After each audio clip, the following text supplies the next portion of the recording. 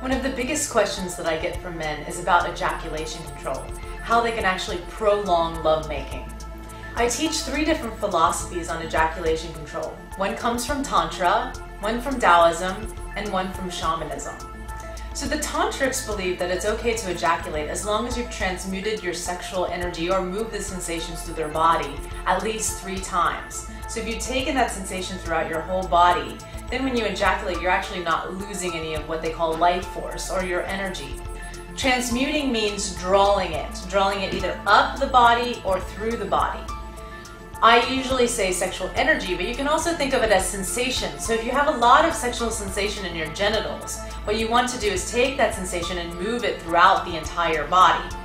So one of the Tantra techniques to control ejaculation is that when you get to that moment where you feel like you're close, maybe let's say on a scale of 1 to 10 you're at a 7 or an 8, what you can do is take a nice big deep breath in, contract the muscles at the base of the body. So for men, this is specifically between the scrotum and the anus. You're contracting those muscles, holding the contraction and holding your breath, taking a sniff of air and exhaling.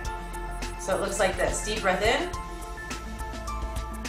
contract and hold, sniff, and exhale. And you want to do this at least 3 times in each round. So there's 3 rounds and you're doing the breath 3 times. If you're working with a partner, you can tell your partner that you're playing with this and actually teach them the breath so that they can actually transmute with you. Or you can practice on your own. Actually, self-pleasuring on your own is really great because it informs how you make love.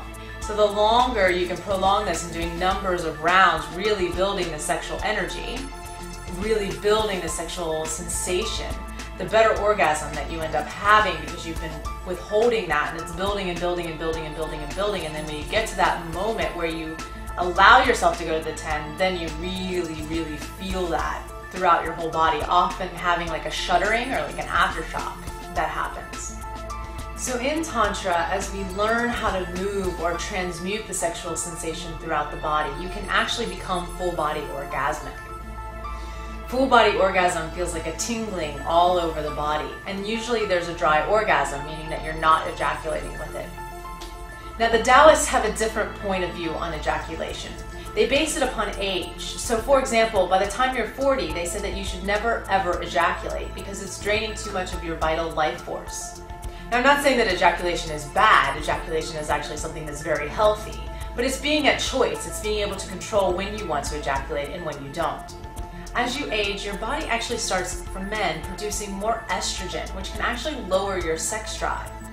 So when you withhold ejaculating, you're actually building more sexiness. You're actually building your sex drive. So there's always sort of this buzz happening in your genitals. So you're always turned on. You're always in this orgasmic state, and you stay there. So it can actually increase your sexual drive. So one of the Taoist techniques is paying attention to that area between the scrotum and the anus. And you can contract there. Or another thing you can do is actually press. So if you take 2 fingers and you press into that point, they actually call it the $1 million point.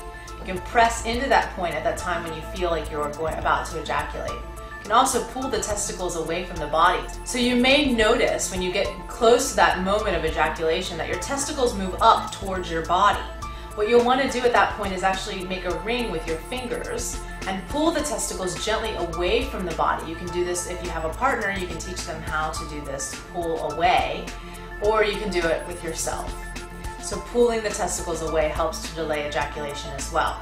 Some men have the opposite problem, which is not being able to ejaculate. They can go and go and go and go. So then you want to go into the more shamanic view, which is celebrating the orgasm. So a lot of times what I find men not ejaculating or having difficulty ejaculating is that there's shame around it, or there's an ability to surrender. So in shamanism we talk a lot about celebrating, surrendering into, using breath. And another thing you can do is actually push out with your body. So instead of when you're trying to control the ejaculation and not ejaculate, you're actually contracting.